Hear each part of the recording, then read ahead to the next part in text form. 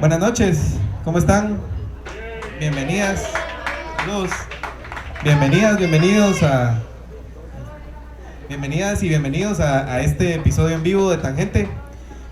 Gracias por estar acá. Vimos ahí gente que viene de Zacapa, había gente que también nos dijeron por ahí de algún otro lugar. ¿Perdón? De Japón dicen, zona 15, Sololá por allá, Santa Rosa por acá. Así que muchas gracias, muy agradecidos por que estén acá y contentos de poder celebrar el cierre de otro año. Poníamos en el título del afiche que sobrevivimos este año, ¿verdad?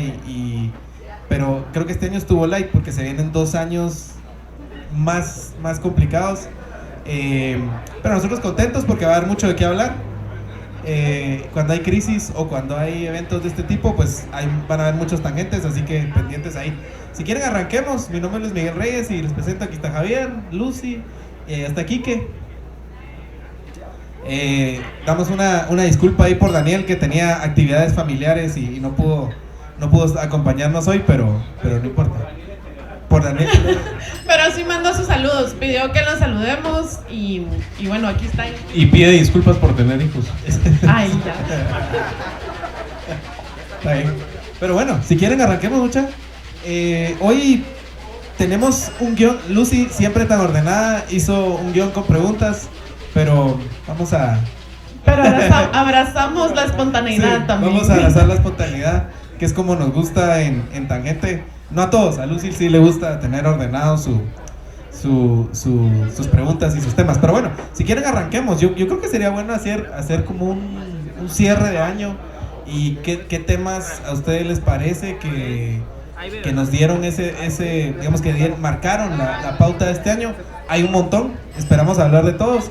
Aquí que lo vieron ayer con uno de sus temas importantes, así que también cerramos con eso. Pero si quieren arranquemos. ¿Quién arranca? Lucy, Javier. Y bueno, lo primero que quiero hacer yo es agradecerles. Tangente no existiría y no seguiría si no es por ustedes. Así que de veras les quiero pedir de todo corazón muchas gracias y pido un fuerte aplauso para todos los que están aquí. De veras, muchas gracias a ustedes. Por ustedes hacemos Tangente, por ustedes seguimos aquí. Y no han sido... Las queremos también mucho, las quiero mucho. Y los quiero mucho, de veras, a todos los que vinieron y se tomaron el día de hoy el tiempo para venir al en vivo, para saludarnos. Veo gente con la playera puesta, veo gente que viene de lejos. De veras se siente el cariño, por eso es que estamos aquí, principalmente, más que voy a hacer un sesudo análisis. Eso era lo que yo quería, era ponerle rostro a los nombres. Hay personas que de veras solo leían los comentarios o los conozco de otros espacios, pero no tenía el gusto de conocerlos en persona. Hoy saludo ahí a Mario, que nos trajo, para los de Tangente, nos trajo pan ahí de Zacapa, el famoso don Heriberto de Santa Rosa, que también me saludó hace un momento. Hay mucha gente de veras que es conmovedor cuando uno lo detienen en la calle y le agradecen el que haga esto. La verdad es que el privilegio es nuestro. Pasado eso, la verdad es que no estoy muy lúcido hoy para hacer un resumen del año. No sé si es lo que conviene en este momento. Creo que lo que prefiero en este caso es hacer el balance de cómo siento que estamos cerrándolo y lo comparo con un en vivo que hicimos el primer año de Tangente, que era el año de elecciones, y cómo estábamos enfrentando lo que iba a ser el gobierno de Bernardo Arévalo. Y se enfrentaba con mucha esperanza, mucha expectativa, y a mí me preocupaba esa expectativa y esa esperanza, porque nos tendemos a desbordar. Queremos creer, queremos la épica, pero también la queremos fácil. Y yo recuerdo que lo que dijimos en ese momento, y sigo creyendo en eso firmemente, es: esto va a costar un montón, esto no es fácil, va a ser un proceso muy complicado rescatar el país. Y sinceramente, como enfrentamos el Ecuador del gobierno de Arévalo, y después de haber salido esas elecciones tan difíciles, no es con la fuerza con la que uno lo quisiera enfrentar, si soy sincero. Yo esperaría que tuviéramos más espíritu en el pueblo, más fe. Pero creo que los que estamos aquí estamos obligados a tener una lectura mucho más sofisticada y a entender mejor lo que pasa en el país, y para eso es que nosotros hacemos Tangente. Y no era fácil. Haber llegado donde estamos en este momento permite enfrentar el siguiente año, que es muy importante por lo que ya todos hemos dicho. Está dicho a la saciedad y no lo voy a volver a repetir, todo lo que nos jugamos el próximo año en términos de las elecciones de segundo piso. No con garantías, pero sí con posibilidades.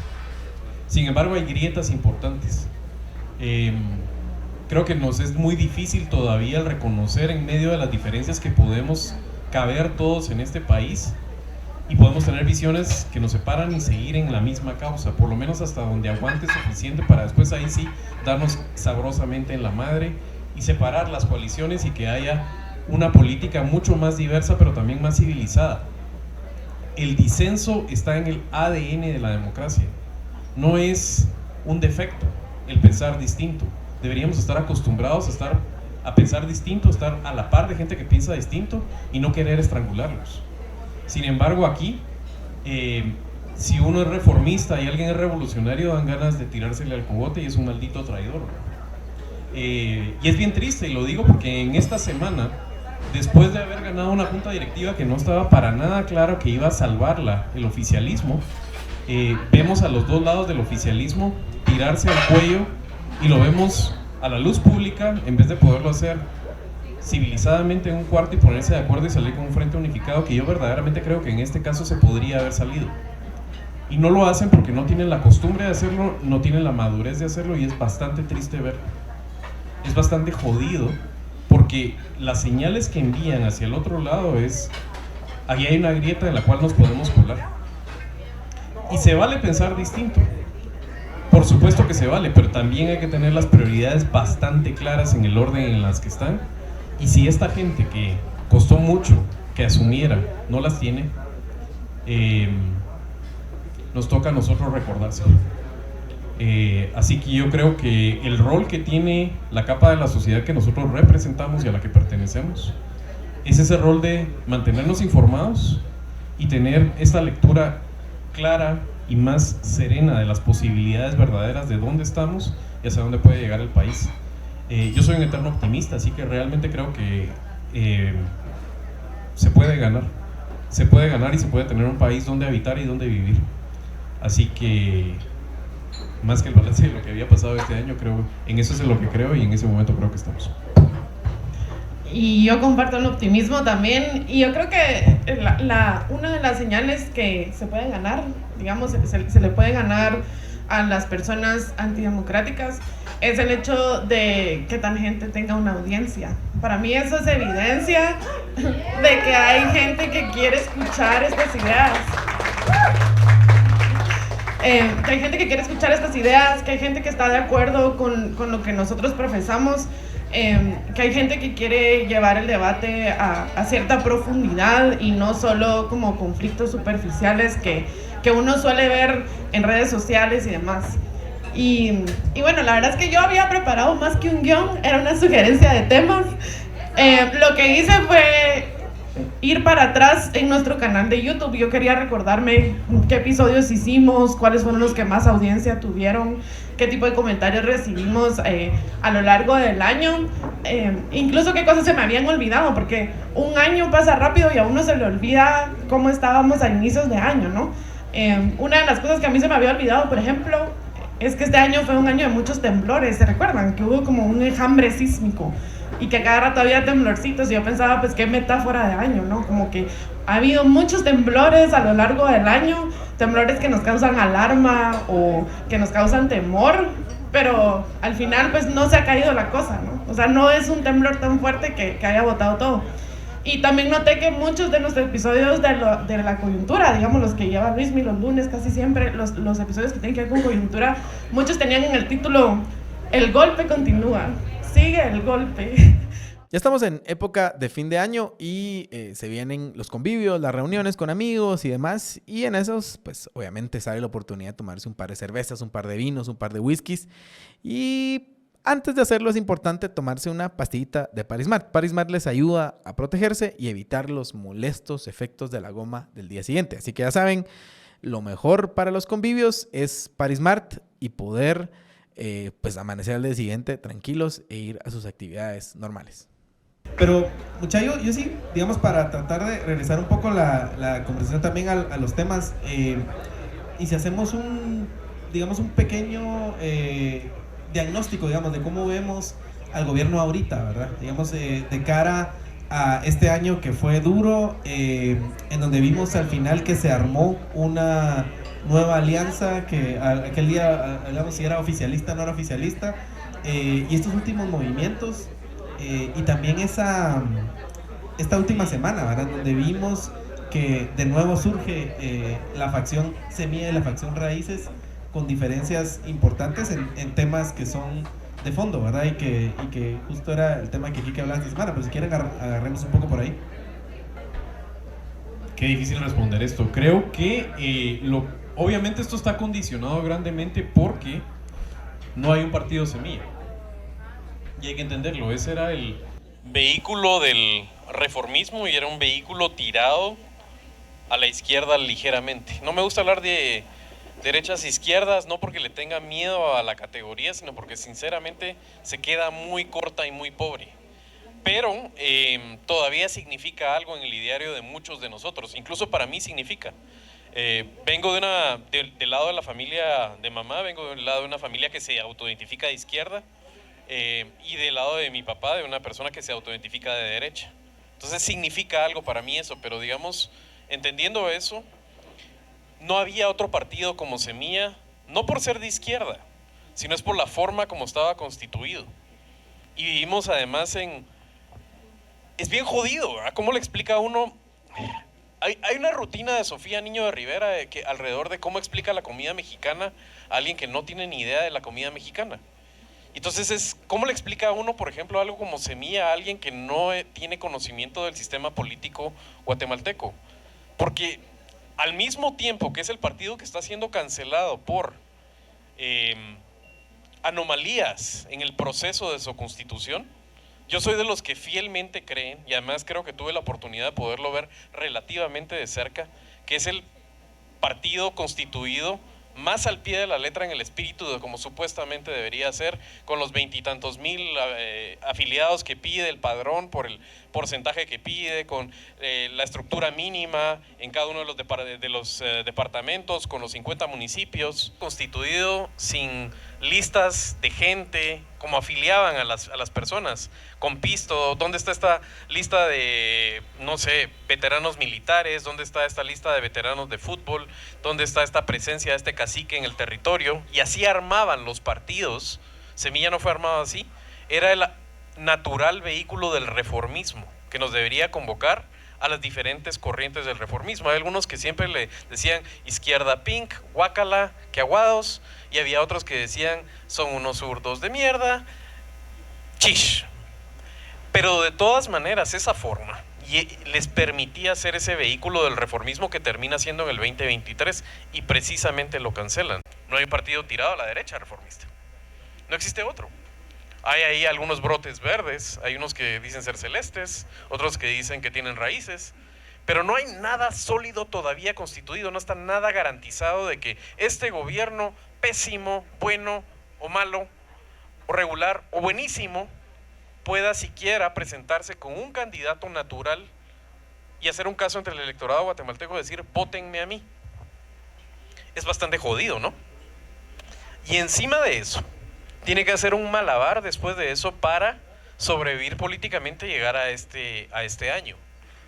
Y encima de eso, tiene que hacer un postureo un poco fregado. El presidente Arévalo nos dice todo el tiempo que él trató de sacar a la fiscal. Puede ser. Le puso una ley, sin duda, al Congreso para sacar a la fiscal.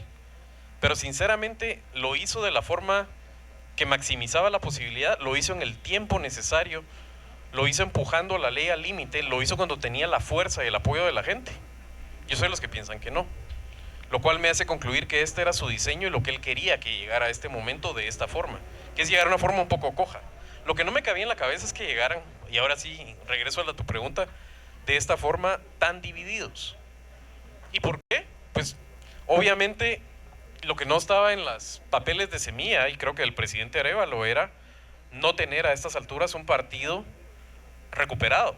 no tener una bancada. Tiene unos diputados que son diputados de segunda categoría, porque así los ha rebajado el juez Orellana, ese prevaricador, junto con la Corte de Constitucionalidad, y el Tribunal Supremo Electoral, porque ha sido sometido por el MP a jugar este juego para la sobrevivencia de las mismas personas. No son las mejores condiciones. La pregunta es, los actores que están involucrados en esto se partieron, se partieron en el momento adecuado, por las razones adecuadas, y qué significa eso para enfrentar el próximo año. Yo creo que hay que asumir que la grieta está, pero la pregunta es si pueden todavía, separados, darse una mano para hacer un frente que se traslada a lo que estábamos hablando en esta conversación, de la diferencia tiene que caber porque los enemigos son más grandes. Es lo que los romanos decían, Aníbal a las puertas, recordando cuando los visitó y estuvo a punto de caer la ciudad contra las tropas de los cartagineses. El riesgo es máximo. Lucy dice, los intentos de golpe ahí están, cada episodio que hacíamos, los intentos de golpe parecen ridículos, pero la verdad es que con una casa dividida no son tan ridículos. Podrían ser más ridículos con un frente unificado. Entonces, yo no quisiera bajar la tensión y la relajación. Yo he dicho muchas veces en el podcast que si tuviera que apostar, yo creo que la ganamos, pero también yo tengo un sesgo optimista denodado y que tengo que sobrecompensar porque sinceramente no me siento cómodo de enfrentarlo con esta división. Y la única forma que creo que nosotros podemos hacer un poco de contrapeso es exigiéndoles que sean un poco más maduros y que nos den las posibilidades de hacer un frente unificado en lo que verdaderamente se necesita. Así que, ¿cómo enfrentamos el próximo año ante eso? Con una junta directiva en la cual no hay nadie del oficialismo. Hay gente apoyada por el oficialismo, porque decidieron que esto era lo que más podían lograr. Yo creo que no era, que en algún momento podría haberse maximizado otras posibilidades y de estar ellos como protagonistas. Eso ya no está sobre la mesa, pero es lo que hay. Es lo que hay y como decía Quique, tampoco es poco. El otro lado también podría haber tenido otra posición en ese momento, así que hay que darle.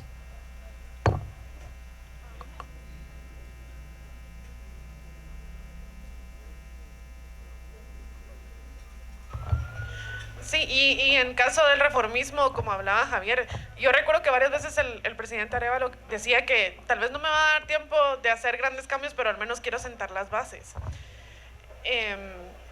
Y yo creo que se sobredimensionó lo que significaba colocar esas bases, porque tenemos élites que tienen miedo al cambio, porque tenemos ciudadanía pasiva que está acostumbrada a que la gobiernen y no a hacer gobierno.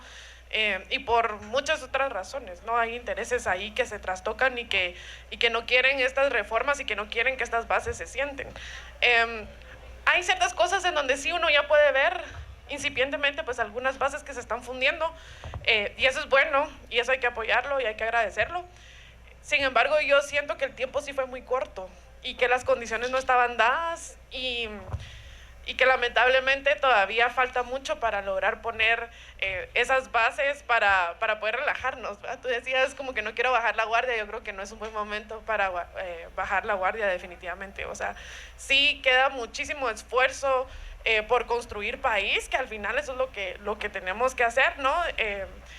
Creo que más adelante tal vez, Enrique, tú puedes profundizar en eso porque sé que es un tema que te encanta, pero creo que el hecho de quitar la cooptación de ciertos lugares o de ciertos poderes está siendo más difícil de lo que muchos esperaban. O sea, no es solo así, esta gente o estas élites o estos grupos de interés han estado décadas cooptando estos espacios. Sin embargo, sí hay pequeños triunfos. Por ejemplo, no está por aquí, pero estaban invitados ambos.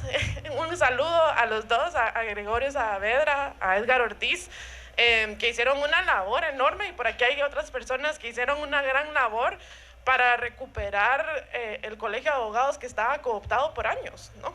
Y que tenía espacios grandes en puestos de poder y de toma de decisión, y el hecho de que estos abogados hayan decidido retomar ese gremio, pues eso es una de las cosas donde uno dice, bueno, por ahí se pueden ir sentando algunas basecitas de recuperar el poder que es de la población y no es un poder que podamos solo simplemente regalar así nomás. Creo que sí hay ciertos despertares similares, sin embargo, nos queda un trecho bien largo de construir país, de ser patria, de recordarles que esta patria pues es nuestra y no es de ellos, ¿no? Y no pueden hacer lo que les dé la gana, incluido esto del golpe de Estado, incluido esto la criminalización de personas valientes que han decidido defender nuestra democracia, incluido la utilización del sector justicia para aterrorizar a personas que realmente lo único que quieren hacer es defender sus derechos y expresarse, ¿no? Entonces, sí, yo creo que es difícil la situación en la que estamos. Sin embargo, creo que son esas pequeñas ganancias las que nos tienen que recordar que un futuro distinto es posible y de nuevo también mantengo el optimismo. Enrique, yo creo que valdría la pena, yo no sé si se vale que yo le haga una pregunta, pero valdría la pena que hables sobre lo que vimos recientemente en términos de reacción de las élites al intentar descooptar, si es que existe la palabra, ciertos espacios donde ellos tenían mayor presencia. Es como si me quieres dar órdenes. Estuvo bien que dijeras que Gregorio y Goyo y Edgar no están aquí pese a estar invitados, pero hubiera estado mejor que no hubieras dicho porque no estaban aquí y que se hubiera despertado el rumor. No sé si se acuerdan que hace unos años, yo creo que no había empezado Tangente, era en la transición. Nosotros tenemos un chat, ¿no? Y no recuerdo cómo surgió la idea, empezamos a bromear ahí, y alguien agredió verbalmente a Daniel, medio en broma, medio en serio, y eso saltó a Twitter, y Daniel se hizo el ofendido y dijo, me detesto a esta gente, y entonces todos los demás agarramos la broma y empezamos a decir, pues Daniel es esto y acá y lo otro. Y lo divertido fue que a partir de eso mucha gente empezó a confabular por día atrás y a decir, se están peleando porque yo propicié que se pelearan y esto iba a acabar mal, y agradezcanme a mí que esta gente se está dividiendo. Entonces hubiera estado bien que hubieras dejado la duda, a ver qué pasaba ahí en... Ajá. ¿Por qué no están Goyo y Edgar acá? Yo voy a empezar a responder la pregunta al revés, que es que tal vez parezca exagerado, pero voy a ser exagerado, y me parece que el golpismo es un zombie. Está muerto y todavía no lo sabe, pero me parece que es básicamente un zombie. Hay muy pocas probabilidades de que tenga ningún éxito. ¿Hay alguna? Se tiene que hacer muy mal para que eso suponga. La mayor parte de los actores que podían estar rodeándolo sin ser afectos, sin ser afines, yo los veo bastante separados y bastante distantes de esas tesis. Y lo que tenemos es un intento de vuelta a los negocios previos, ¿no? a la organización de intereses previa a Jimmy Morales, diría yo. Entonces, aunque van a seguir haciendo el ejercicio de atemorizar, aunque van a seguir causando daño, seguramente con criminalización, con cárcel para alguna gente, digamos, el objetivo final yo lo veo muy improbable, ¿no? Eso no significa que nuestras preocupaciones se disipen. Digamos, hay una gran preocupación que es 2026 y está bien cuesta arriba ahora en todas las instituciones. Qué suceda en las demás va a depender mucho de qué suceda en la primera, que es el Tribunal Supremo Electoral, que puede cambiar todos los incentivos del Congreso. Y no está fácil tampoco eso, ¿no? Pero sí lo veo debilitado, lo veo como ni siquiera coaliciones, sino alineaciones muy concretas en momentos esporádicos en torno a ciertos intereses. Y si echo la vista atrás, en estos años en los que hemos estado tan angustiados, en los que hemos dicho controlan todas las instituciones del Estado y pueden hacer lo que quieran, lo que concluyo es que, si bien eso era cierto, lograron muy poco. Cierre de la CICIG, no sé si se acuerdan, hubo un gran evento, un montón de paneles, 2019, septiembre o por ahí, y a mí me tocó estar en uno.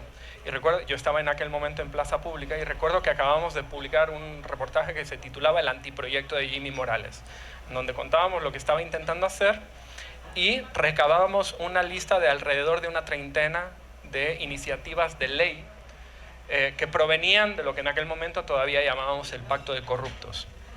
¿Ustedes saben cuántas de esas 30 iniciativas de ley lograron aprobar en los 6, 8 años que tuvieron control casi pleno del Estado? Las 30, lejos. 2,5 diría yo, porque la media no la propusieron ellos, fue la ley de aceptación de cargos que venía de la CICIG, pero la mutilaron y la cambiaron. De 30 a 2,5. Lo cual significa que ni son tan hábiles, ni son tan poderosos, ni están tan unidos como durante mucho tiempo pensamos, ¿no? Sus intereses se contradicen entre sí. Una de ellas, simpáticamente, se ha aprobado durante el gobierno de Semilla, no durante los años que gobernaron ellos. La ley de infraestructura vial se llamaba entonces, infraestructura prioritaria, creo que vial prioritaria fue ahora y no les salió del todo bien, desde luego no lo que querían, pero esa la venían promoviendo desde entonces. ¿Por qué no se aprobaba una ley como esa? Y es un ejemplo de cómo funcionan las contradicciones. Porque esa ley le interesaba a Fundesa, que en realidad es CACIF, para recuperar los negocios para sus constructores, que en los últimos 20, 25, 30 años habían perdido muchísimo del acceso a la obra pública. Pero ¿a quién no le convenía esa ley? A los diputados. Nosotros estamos viendo a los diputados y a CACIF como aliados, cuando en realidad estaban alineados en torno a la idea de garantizar impunidad, pero tenían conflictos entre sí por todo lo demás. Cuando unos estaban tratando de promover ciertas iniciativas, incluso de generarse impunidad a sí mismo o de colocar ciertas piezas en ámbitos del Estado, venían otros y les decían, si no hay soborno para mí, nada. Y como no había tanta plata en ese momento ya, pues no pasaban las leyes. Porque que te interese a ti, aunque yo haya ido contigo, no me garantiza nada a mí. Y en esos pleitos, en esas tensiones, en esas fricciones, en esas fisuras, nosotros tenemos muchas oportunidades y ahí tenemos que jugar. El problema es que muchas veces pasa lo que decía Javier, que incluso en el lado democrático, en el lado reformista, hay muchas tensiones que cuesta comprender. Semilla. Bueno, Semilla era un partido profundamente inmaduro, que no tenía ninguna expectativa de ganar, no estaba preparado para ganar, y todo eso está aflorando durante no solo este mandato gubernamental, sino esta legislatura, ¿no? Y además es un partido integrado por, yo pienso que hay dos polos que lo reflejan muy bien, ¿no? Dos polos porque representan tesis casi contrarias dentro de Semilla, porque son símbolos y emblemas dentro de Semilla, porque constituyen sensibilidades distintas y estrategias distintas, pero sobre todo porque están anclados, a mi parecer, en momentos históricos distintos. Y podemos simbolizar esos dos polos, por supuesto hay puntos intermedios, etcétera, en Bernardo Arévalo y Samuel Pérez. Ahora Semilla y Raíces. Cuando el gobierno asumió, yo imaginaba a Bernardo Arévalo como un reformador. Pensé que esa iba a ser su ambición, pensé que él iba a asumir el mandato que me parecía que se le estaba atribuyendo. Y rápidamente me di cuenta de que aunque podía tener alguna aspiración de ese tipo, estaba mandando las señales de que en realidad iba a ser un administrador de recursos, un administrador de políticas, que ojo, no es poca cosa, viendo lo que nos ha pasado en los últimos 15, 20 años, 25, 30, 40, 50. Solo con que administrara bien las políticas públicas iba a hacer un gran trabajo, iba a tener grandes logros, aunque a mi juicio iba a lograr mucho menos de lo que él imaginaba, precisamente por los valladares que le iban a ir colocando, por los obstáculos que hay para mover el Estado, ¿no? Un Estado que está absolutamente desintegrado a nivel de función pública. Lo que no me imaginaba es lo que iba a pensar, lo que pienso hoy, que es que ni siquiera es eso. Me parece que se está conformando no con hacer política y reformar, no con administrar, que lo están haciendo bastante bien algunos de sus ministros, sino con mediar. O sea, me da la impresión de que Bernardo Arévalo se está replegando hacia su profesión, que es la de mediador, la de facilitador de conflictos, la de transformador de conflictos, ¿no? La de alguien que piensa que puede hacer ni siquiera a veces de interlocutor, sino de árbitro o facilitador de la conversación entre los demás, que no es que sean mala gente, sino que no se entienden, ¿no? Entonces hace falta que dialoguen y el diálogo lo va a resolver todo. Como si no existieran conflictos de fondo claves en esta sociedad, ¿no? Y me parece que esa es la actitud que por lo menos públicamente, y me atrevo a decir que en buena medida, no enteramente, pero en buena medida en privado, ha adoptado desde luego en el último año, ¿no? Sin regatearle éxitos en administración de políticas públicas, pero eso para mí sí es una novedad y es una decepción. Ahora, no significa que no lo valore. Yo creo que todos los que estamos aquí hemos notado la distensión que ha habido en los 2 últimos años, y de esa distensión se han aprovechado también los adversarios de Bernardo Arévalo, y eso es algo que es deseable en una democracia. No que se aprovechen los golpistas, pero que sí que se sienta cómoda gente que no piensa igual que, desde luego, el presidente, el partido oficial o cualquier otra persona. Me parece, decía, que viven en momentos concretos porque esta política que hace Bernardo, aunque obviamente tiene un ojo puesto en el futuro inmediato después de las elecciones, o sea, creo que su tesis es: si no hay distensión, no va a haber democracia después. O sea, si seguimos polarizando, esto se va a romper. Es fundamentalmente un ejercicio que está pensado para su gobierno.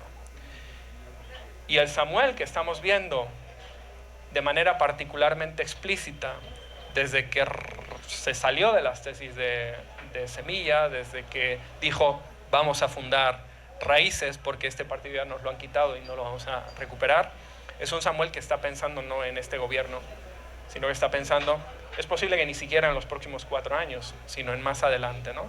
Y es un Samuel al que se le ve mucho más vital, con mucha más fuerza, mucho más agresivo, y con vocación de romper las lógicas y las dinámicas que nos han traído hasta acá, ¿no? En ese sentido vemos a Bernardo buscando apoyo, respaldo, quizá no comunión, pero por lo menos calma en concesiones más o menos habituales al sector privado organizado, al CACIF y a todo lo que representa el CACIF. Y esto lo digo para empezar a responder la pregunta que planteaba Lucy. Dije que íbamos a terminar al amanecer.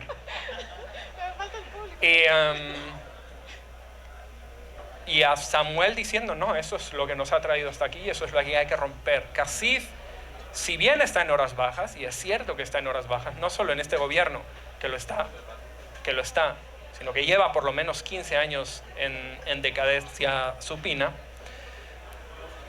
es el poder más estable. Y si algo sabemos de los poderes estables, de los poderes que tienen estructura, que tienen fundamento económico, que tienen redes y que están enquistados formalmente en el Estado, es que recuperarse solo les toma unos meses o unos años. Que estén en horas bajas no quiere decir que vayan a estar toda la vida en horas bajas. Entonces me parece a mí que la tesis de Samuel es: hay que darle la puntilla y sacarlos de los espacios de poder público cuando están débiles, no permitirles que se reconstruyan.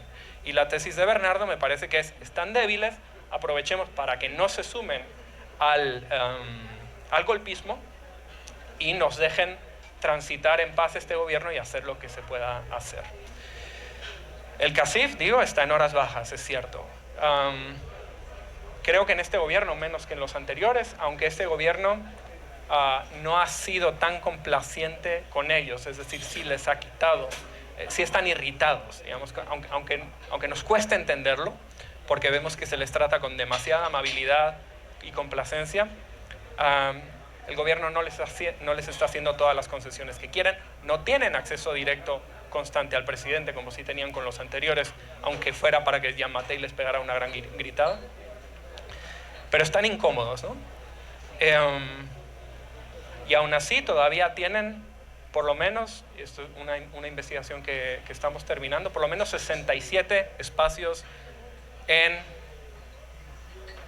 las instituciones autónomas o de gobierno. 67 espacios en las que pueden tomar decisiones, aunque nadie los haya escogido para ellos. 67 espacios en los que deciden sobre presupuestos, sobre normas, en los que reciben información privilegiada de bancos, de tierras, de todo lo que ustedes se imaginen, ¿no? Y esas 7 operan en conjunto. No voy a decir que perfectamente coordinada, pero sí la gente que los representa comparte información, lleva, trae, están en INDE, están en el INE, están en la Junta Monetaria, están en PRONACOM, están así hasta 67, ¿no? En todas las que se puedan imaginar. Eso constituye, a mi juicio, uno de los 2 pilares de su poder. Y depende fundamentalmente de Bernardo Arévalo quitárselo. Si él hace así, elimina de golpe un montón de acuerdos gubernativos que les permiten estar ahí. No puede eliminar la Junta Monetaria porque depende de la Constitución, y no puede eliminar cosas que dependen del Congreso, como la ley de alianzas público-privadas de la que se está hablando ahora. Pero puede eliminar muchas otras. Solo desmantelando eso erosiona y debilita tantísimo el poder del cacique que podría ejercer un gobierno mucho más pleno y más independiente. Y sí vino Goyo, ya vieron. Yo les dije que estaba invitado. Ya te habían mencionado, Goyo. Ya te habíamos mencionado. Yo dije que una de las cosas que me dio esperanza este año fue la labor que hicieron recuperando el Colegio de Abogados. Y ya me estaba cuestionando, Quique, que si de verdad te había invitado, que por qué no habías venido. Por cierto, que qué difícil hacer un podcast aquí, porque uno dice, mira, ya vino no sé quién. Ahí están sirviendo una cerveza. Hay muchas aquí qué están tomando. Sí. Aquí a quién están abrazando. Entonces mejor vámonos con el público. Sí, eso sí. No, queremos abrir un poco la gracia de estar acá y poder compartir en vivo, es poder escucharlos también. Que nos cuenten qué piensan, cómo ven lo que está pasando y un poco lo que estábamos hablando, ¿verdad? Creo que el resumen de todo es que hay optimismo, pero, a ver, hay algo claro, el golpismo va a llegar hasta 2026, ¿verdad? Yo creo que hay un consenso en pensar que ahí se acaba, por lo menos el núcleo del golpismo va a perder mucho poder, porque hay un espacio importante que tienen, que es aquí cerca en Gerona, y ese espacio... al final de esa lista de 6 que llega el presidente, quien tiene la última palabra es Bernardo Arévalo, ¿verdad? Y de esa lista, aunque la lista no sea ideal, aunque la lista no sea lo mejor que se pueda esperar, que no va a ser así, de todas formas va a escoger lo mejor de esa lista, ¿verdad? Quien sea, y creo que eso va a poner un fin a ese núcleo duro del golpismo que está instalado en Gerona, ¿verdad? Hay otros espacios importantes, ya ustedes mencionaban el Tribunal Supremo Electoral, que es importantísimo, ¿verdad? Y la Corte de Constitucionalidad, que es el otro espacio vital, digamos, para que se salve la democracia. Y ahí también, digamos, hay esperanza en el Ejecutivo. Yo creo que podemos saber que de ahí va a salir un jurista respetado a ocupar ese cargo, ¿verdad? De titular y suplente, por lo menos dentro de lo que se pueda esperar. Del Congreso a ver qué sale, y el otro espacio que da un poco de esperanza, pero que va a ser peleado, es el colegio, ¿verdad? Pero bueno, queremos abrir la mesa para que también ustedes puedan participar y nos digan qué piensan y sean parte de este Tangente en Vivo, así que si alguien quiere... Pero tiene micrófono, sí. No, tenemos que pasar uno de estos.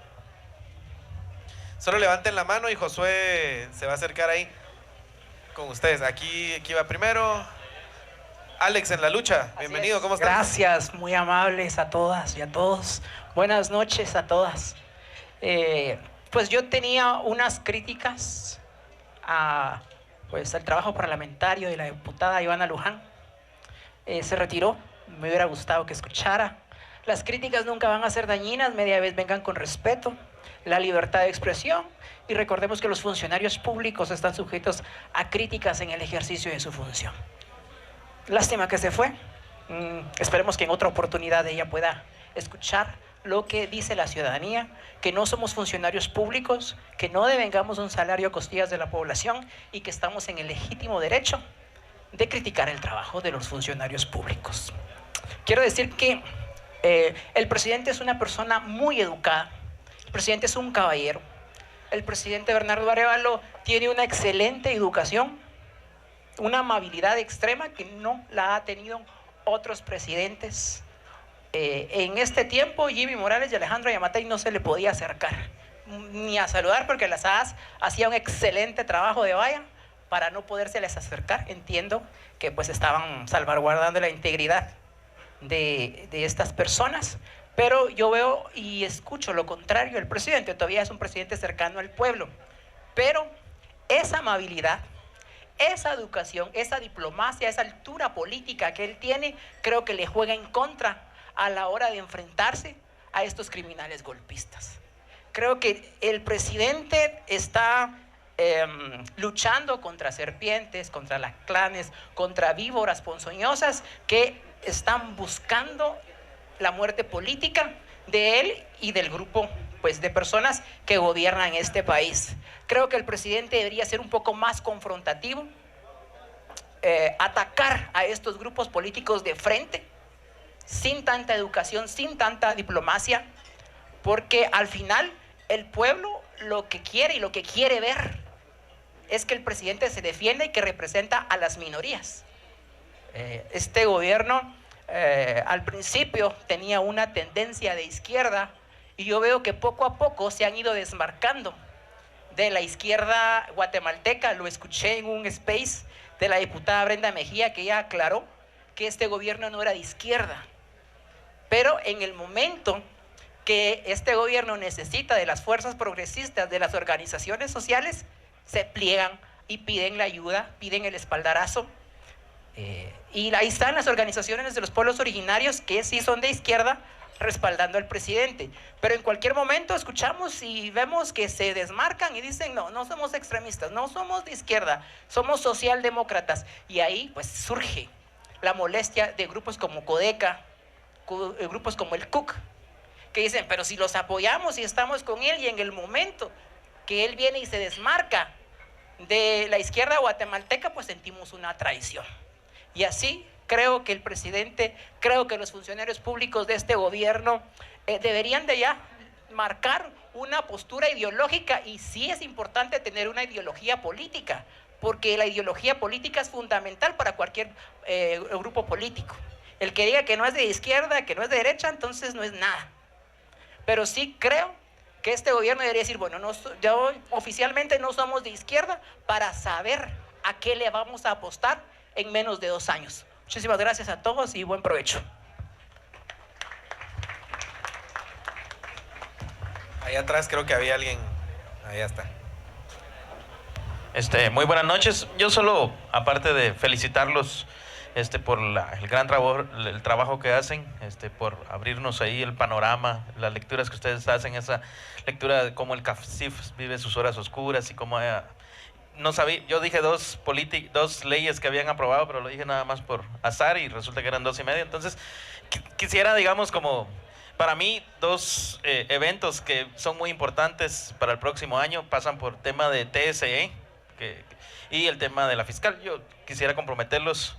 Quisiera saber su opinión. ¿Será que realmente, sí se recupera el partido Semilla? O partiendo de eso que decía Enrique, de que Samuel está pensando no en 4, sino que tal vez en 8, porque para mí eso es muy importante. Si respondieran sí o no, y si el presidente al fin sí nombra fiscal general, como quisiéramos todos nosotros, o va a haber alguna intentona ahí de parte de esos malditos de querer ahí boicotear de aquí a lo que queda y volverse más salvajes en los próximos meses. Esas eran solo de estas preguntas, si sí o no, ¿qué opinan ustedes?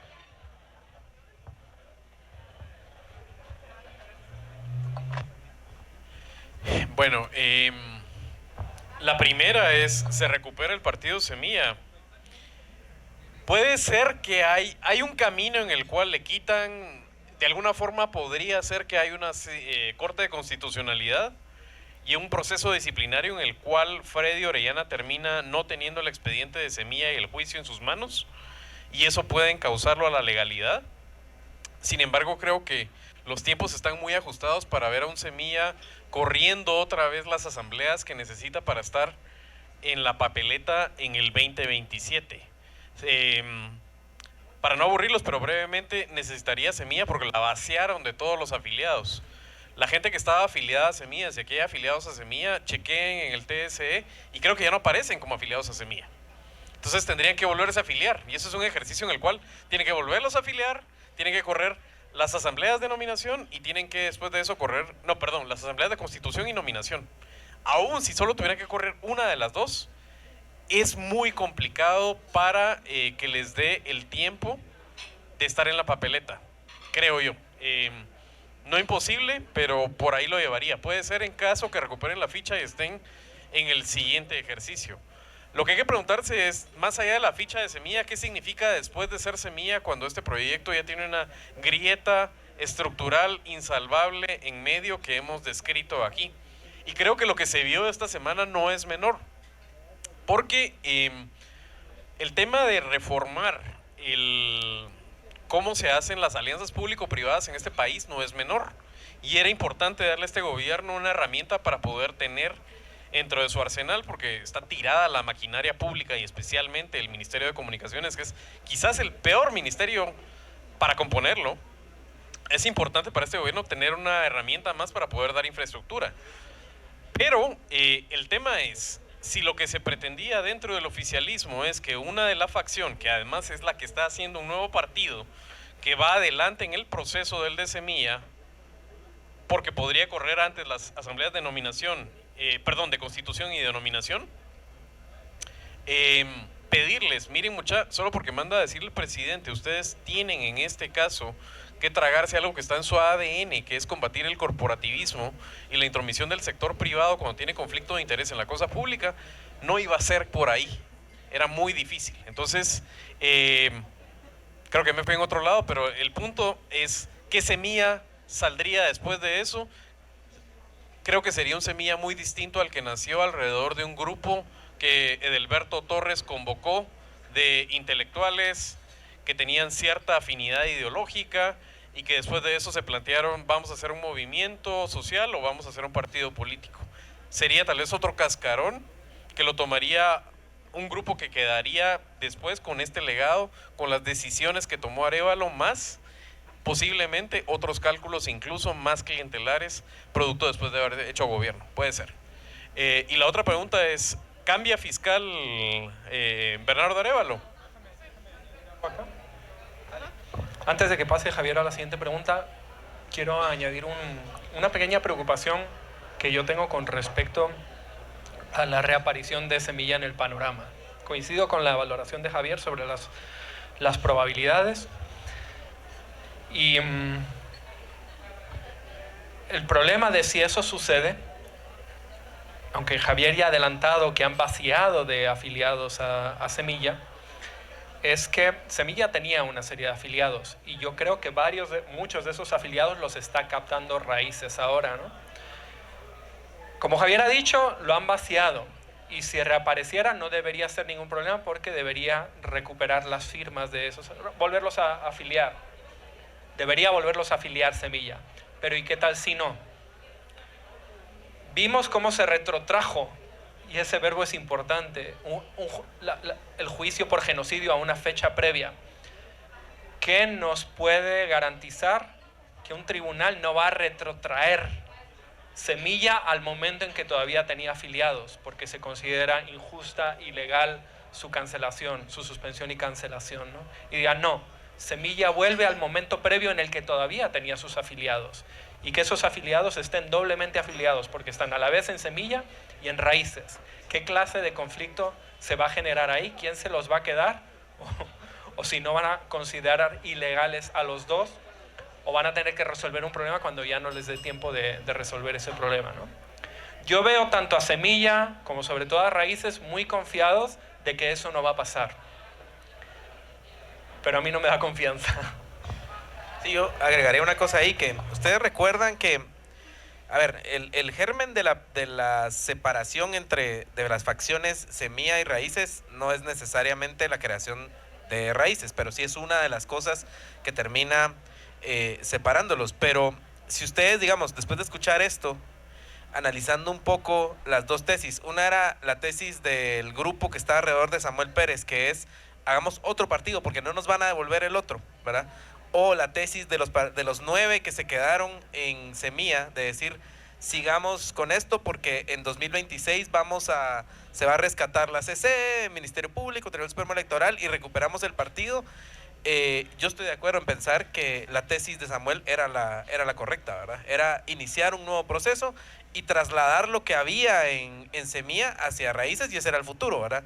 El problema es que provocó esa separación y hoy tenemos dos facciones que, si bien, digamos, tienen diferentes tesis en bastantes temas. Yo creo que la facción que se quedó en Semilla, que digamos es la que está al final de cuentas apadrinada o que está del lado del presidente Arévalo, aunque dicen que son aliados y están en lo mismo, digamos, en muchos temas, no están pensando tanto en el futuro, ¿verdad? Sino en administrar lo que está pasando ahorita en estos 4 años, y el futuro estaba en el otro grupo, ¿verdad? Y está en este otro grupo. Entonces, a ver si con el tiempo eso se va entendiendo y se logra esa transformación de lo que era Semilla hacia Raíces. Pero vos querías...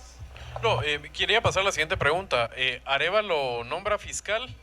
Parece que sí. O sea, era muy importante para el golpismo tener dos cosas, creo yo. ¿Quién presidía la comisión de nominación de fiscal, que es la presidencia del CSJ? Ahí no solo le metió la tranca grandemente en la correlación de fuerzas que hay, sino Estados Unidos misma hizo verdaderamente una demostración de por dónde van los tiros con Trump, que yo creo que además hay que valorar de veras que sea Donald Trump y su administración el que hace estos movimientos, por mucho que haya desinformación y que digan que aquí hay operadores de los demócratas, esas son pajas, ¿verdad? Pero lo que hicieron en ese momento que estuvo Claudia Paredes a punto de ganar esa elección, demuestra que ellos no quieren que haya desorden a través de triquiñuelas y a través del manejo de los tiempos y un manejo espurio de esa comisión. Ese es número uno. ¿Quién va a quedar de presidente en esa comisión, en esa Corte Suprema de Justicia tan corrupta, tan clientelar, tan política, pero no golpista? No lo sabemos. Ese es uno. Y dos, era importante la otra parte que maneja los tiempos procesales formales para juramentar a la comisión, o que podía adelantar antejuicios y prestarse a otro tipo de cosas, que era la Junta Directiva del Congreso, que en un momento también puede ser la Comisión Permanente. Y ambos espacios los perdió el golpismo. Entonces, Lucy decía, y también lo decía Luis Miguel, Arévalo va a nombrar fiscal, y yo creo que es una realidad casi hecha. Guatemala te sorprende, decía aquí, que él ya no se dedica a prognosticar, se retiró de ese ejercicio.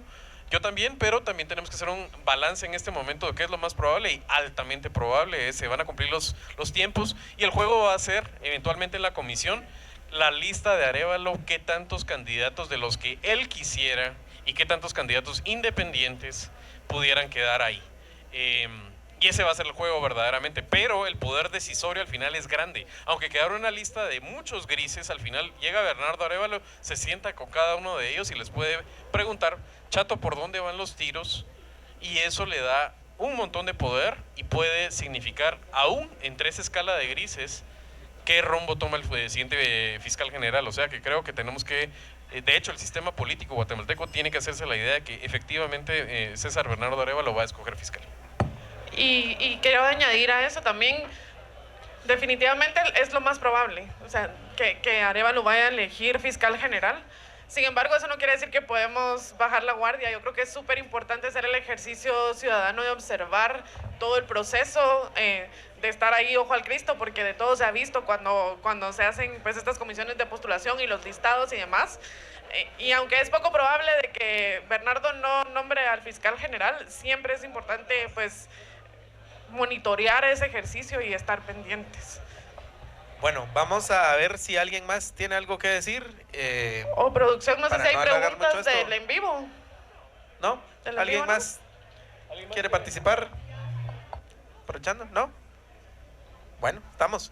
No, entonces. Yo sí quisiera agradecer, yo quiero agradecer a sí, hay otra, ok.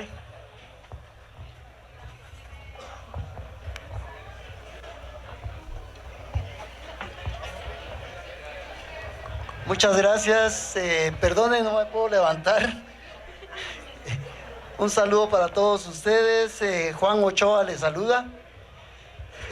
Como podrán observar, pues soy ya de esos dinosaurios en extinción, pero realmente viví un conflicto armado.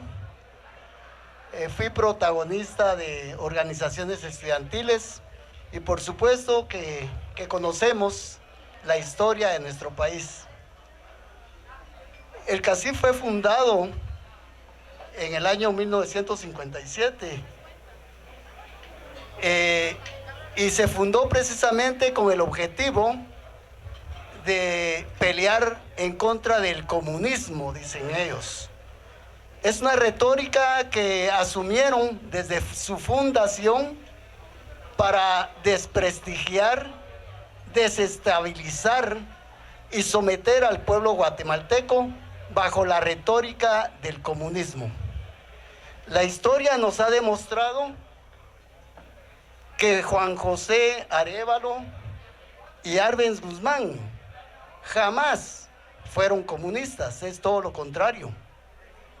Arbenz Guzmán, con su decreto 900 de la reforma agraria, lo que pretendía era crear en Guatemala una política similar a la política Farmer que se había dado en los Estados Unidos o a la recuperación de Europa después de la Segunda Guerra Mundial.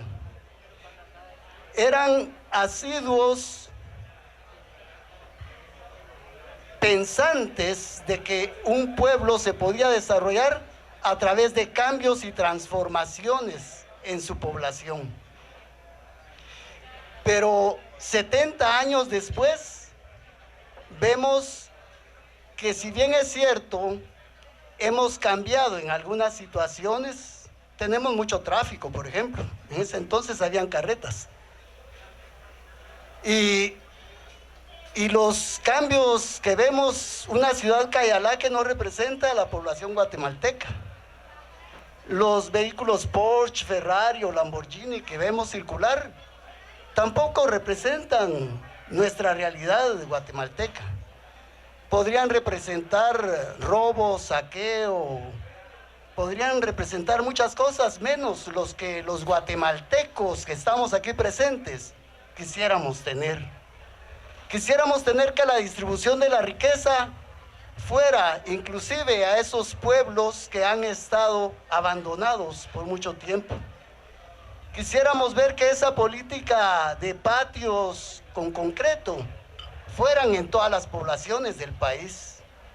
Quisiéramos ver que el desarrollo y las oportunidades de triunfar y de tener éxito, pues fuera compartida y que nuestros jóvenes, en vez de estar inmigrando a Estados Unidos, Canadá o Europa, aportaran a la nación guatemalteca.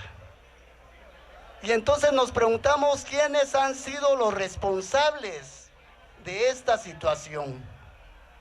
Por supuesto que el pueblo guatemalteco ha sido muy responsable por ser complaciente, porque no alzamos la voz, porque no ponemos los puntos sobre las i, y porque cuando convocamos a la población para que exijan sus debidos derechos, nos quedamos callados o entretenidos. Estamos más pendientes del TikTok, de lo que está pasando realmente en nuestras vecindades. Entonces, tenemos muchas veces desaliento y desesperanza. ¿Cómo es que manejan los grupos que se encargan de apostarle a la falta de educación? Es decir, a la ignorancia del pueblo, cuando sale alguien que dice que la ignorancia del pueblo es la riqueza cultural de Guatemala.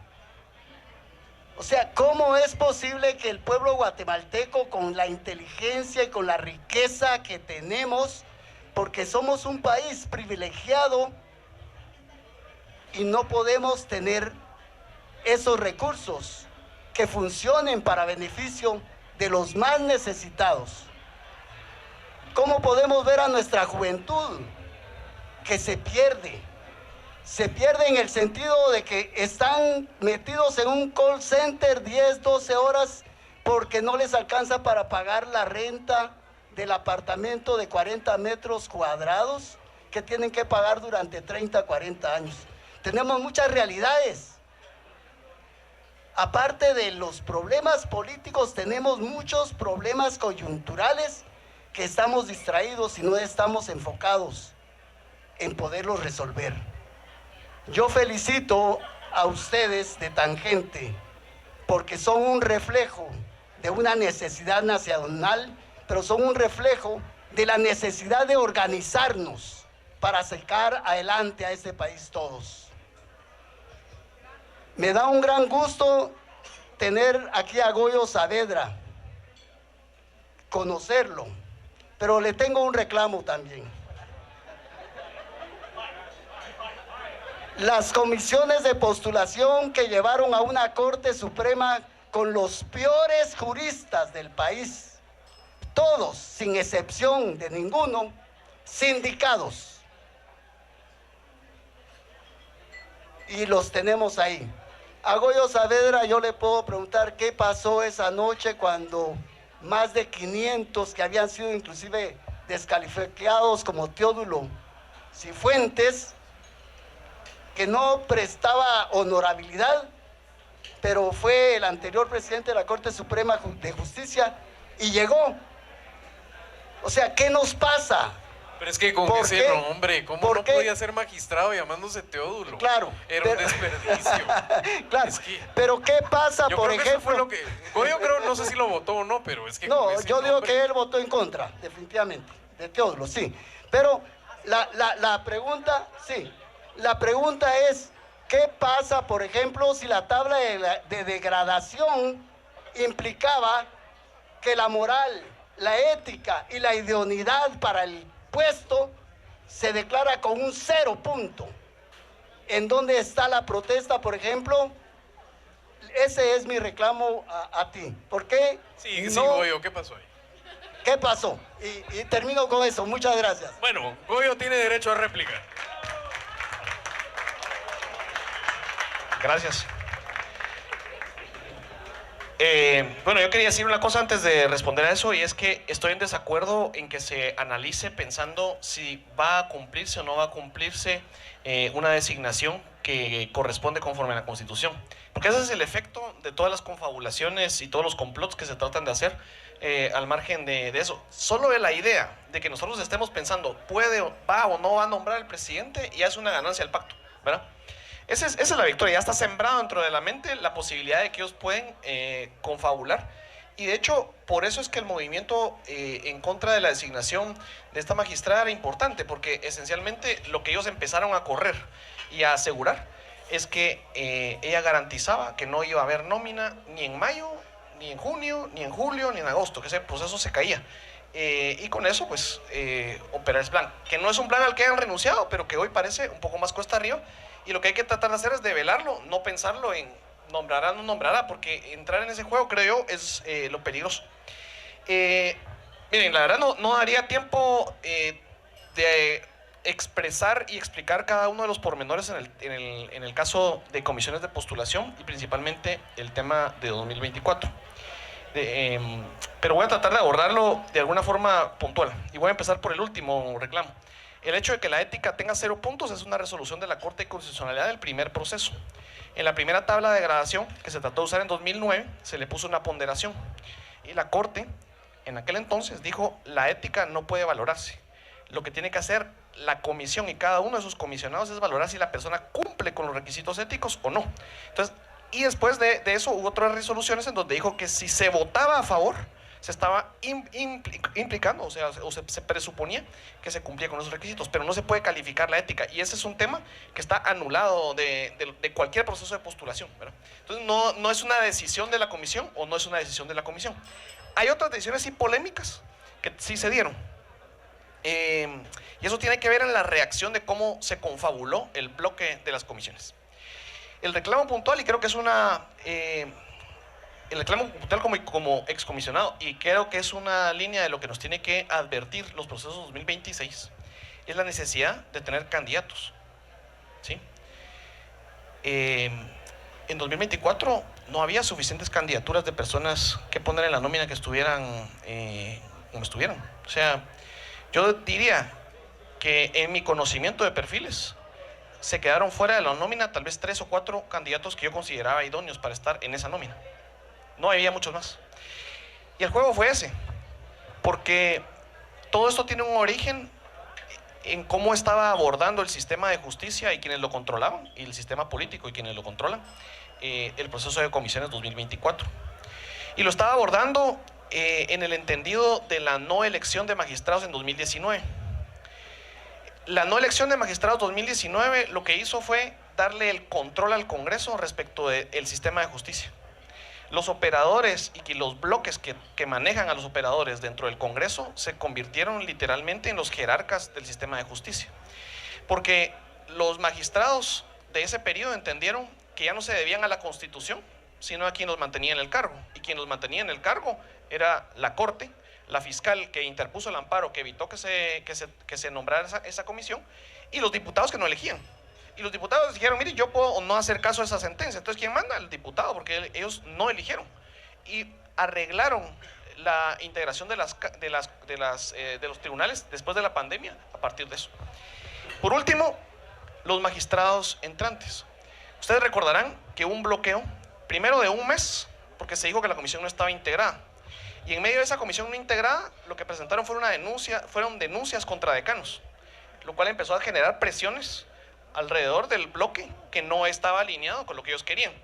Todos esos temas, digamos, que son más internos de la comisión, tienen un efecto en que las personas no hayan postulado, y tienen un efecto también psicológicamente en cómo mantener los bloques y qué hablar, porque se decía, bueno, ¿quiénes son los candidatos o no quiénes son los candidatos?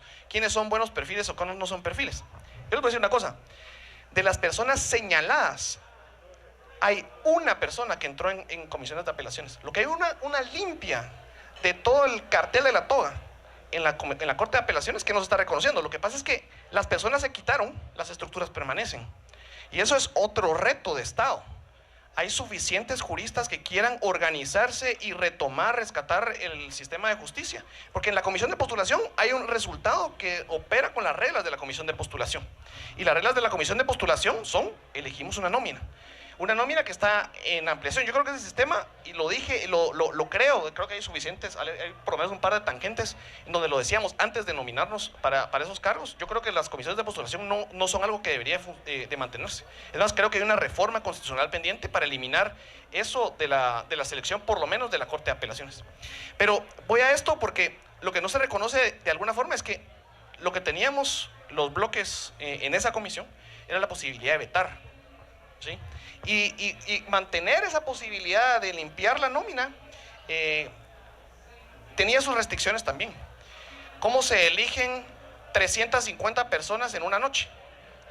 ¿Cuál es el efecto de los decanos que van a parar a las 3 de la mañana y tienen que sentarse a las 8 de la mañana a volver a integrar, ¿verdad? Y claro, se suspendió y la trasladamos para la tarde, pero los decanos no durmieron, porque esencialmente lo que empezaron fue en presiones, ¿verdad? Ya vimos lo que pasó en la noche, entonces no dejarlos dormir, ¿verdad? Es un tema, digamos, que dentro de eso hay muchas más complejidades, pero yo regreso a los primeros 2 meses. Después de las amenazas, se integra la comisión y durante un mes los magistrados que exigían, o sea, los magistrados que integraban la otra comisión, ellos exigían que tenían que entrar todos ellos en la nómina. porque solo habían tenido nueve meses para ejercer la magistratura. Y si no, ellos iban a boicotear la comisión de apelaciones. ¿Qué fue lo que hicieron? Entonces no movían sede, no aprobaban reglamento, no aprobaban la recepción de perfiles, porque lo que querían era que la comisión les aseguraba que iban a haber 25 votos para integrar a todos los magistrados de la Corte Suprema en la nómina. Eso no se hizo. Y eso no se hizo y se peleó hasta lograr que la Corte, que jugó, digamos, de doble filo esa resolución, la Corte dijo no, tienen que entregar esto bajo responsabilidad. Cuando hicieron eso, entonces la comisión se alivianó y dijeron, bueno, tenemos que caminar, no vamos a poder jugar los tiempos permanentemente, no nos vamos a poder quedar en la integración mientras nombran. Y eso lo que hizo fue que las cosas se aceleraran, pero también le decían, miren, a ustedes se los llevan presos porque no tienen antejuicio, yo tengo antejuicio. Entonces la Corte me va a certificar lo conducente, pero yo tengo antejuicio. Y ese fue el juego también en la noche de las comisiones de apelación. Los decanos no estaban en las mismas de decir, miren, no votemos por nadie. Lo que necesitamos era tener una nómina de 26. Entonces, al momento de hablar de una nómina de 26, con lo que se había, ¿por quiénes se votaba? Si nosotros jugábamos a decir, miren, yo solo voy a votar por estos 5 que me parecen, entonces, esencialmente, perdés el juego de legitimación alrededor de eso, porque van a decir, bueno, y de hecho lo dijeron, ¿cuáles son las justificaciones para no votar por unos? Están sustentadas. Las que estuvieron sustentadas no están en su mayoría en la nómina. Después hay un par de amenazas que no mencionaré ahora, que integraron la nómina y no terminaron integrando la Corte. Pero sí, después creo que salvo esos dos perfiles, tenemos una mejor Corte en la nómina que no se eligió que en la Corte que se eligió. ¿Por qué? Porque el Congreso y el pacto hizo su trabajo, ¿verdad? Asegurarse de quiénes son los perfiles. Entonces regreso al otro punto. ¿Quiénes de los que sí postularon se quedaron fuera serían mejores magistrados? Y yo digo, creo que hay 3 o 4 nombres que se quedaron fuera. 3 o 4 nombres, una nómina de 26. ¿Dónde están los demás nombres? ¿Dónde están los demás perfiles que debían haber postulado? Y eso tiene que ver con el miedo. Nadie quiere arriesgar su carrera profesional, sus perfiles profesionales cuando tienen esas alturas. Entonces, el punto no es solo la elección, sino es un globo, una generalidad más grande. Y esos son los riesgos, creo yo, a los que hay que apostar y prepararse estructurada y organizadamente respecto del Tribunal Supremo Electoral, respecto de Corte de Constitucionalidad y respecto de la Fiscalía General. Gracias, Goyo. Yo le pido un aplauso para Goyo y voy a decir por qué. Y no solo porque es brother, ¿verdad? Sino porque esto es tangente. Esa explicación que dio Goyo es la que ustedes amablemente sintonizan el programa y lo ponen en YouTube, en Spotify, en las plataformas, porque es lo que el resto de la gente no tiene el tiempo o no tiene las herramientas para entenderlo. Y lo otro es, no hay un comisionado como Goyo que venga aquí a dar la cara y explique. Viene un ciudadano y lanza una pregunta y además la lanza no solo como pregunta, tengo un reclamo para Goyo. Y viene Goyo y toma el micrófono y dice, no solo el reclamo, sino me doy la amplia explicación. Esto es tangente y por eso son importantes ustedes. Porque ustedes tienen que, a la larga, poner la atención que no ponen otros ciudadanos porque no tienen el tiempo y el privilegio de ponerla. Cada vez que decimos que ustedes reconózcanse como privilegiados, es eso. Tienen las herramientas, la suficiente sofisticación, el tiempo y la voluntad y las ganas de poner tangente para tener ese tipo de información. Y lo que tenemos que rescatar de esto es el camino que tenía los comisionados independientes, que por primera vez llegaron a ganar el espacio, que está conectado con todo lo que está pasando en el país, en el gremio. Es histórico, pero aún así estaban en minoría y aún así tenían un material humano muy limitado del cual escoger.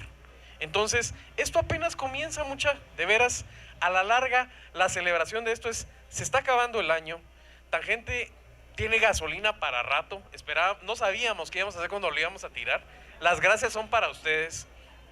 Y de veras, no tiene una solución fácil esto. Que la aprendan grandes, que la aprendan viejos y los que estamos a mitad del camino. Hay que seguir luchando, el éxito no está garantizado para nada y siempre se puede estar peor. Así que, gracias de veras por estar aquí en Tangente, eso es lo que yo quería decir. Y esa es mi última intervención el día de hoy, así que muchísimas gracias y un aplauso para todos ustedes, para quien hizo la pregunta, para quien la respondió y para todos ustedes. Yo solo quiero hacer una petición, que es que le hagan más reclamos a Goyo, porque Goyo se enoja y necesitamos a Goyo enojado. Y además eran pajas de abogado, Goyo. Suena como un montón de excusas, mano. ¿Qué pasó? No, yo quiero finalizar con el agradecimiento. Tenemos muchas personas a quienes darles las gracias. Gracias a Andrea, gracias a Josué, nuestro equipo de producción. Por favor, un aplauso. Yo quiero sumarme a las Sí. gracias. Aquí tenemos gente que nos da contenido todo el tiempo. José Javier, ahí está Mercedes, Goyo, ahí está Gabriel, ahí está Rudy. Por acá está ahí Rudy, Luis sí. Pablo. Así que gracias porque nos acompañan ahí en los programas a veces. Gracias también gracias aquí a Nancy y a Carlos Mendoza que creyeron en el proyecto desde el día 1 y nos dieron posada. Muchas gracias. La verdad es que es de lo más lindo ir a grabar el programa en el pequeño hogar que nos crearon. Mi día favorito de la semana es cuando tengo que ir a la casa a grabar porque el ambiente ahí es buenísimo. Así que gracias por todo. Y por supuesto, gracias a todos ustedes y a las personas que están en el en vivo, porque sin ustedes no habría Tangente. Gracias por suscribirse, gracias por compartirlo con sus amistades, porque nosotros queremos seguir platicando, queremos seguir llevándoles el programa y Tangente va a existir mientras exista quienes lo escuchen. Así que muchas gracias, salud, buen provecho y vamos a platicar. Salud. Y gracias a Poporopo, sí. Gracias a Poporopo, sí, gracias por el espacio siempre. Gracias.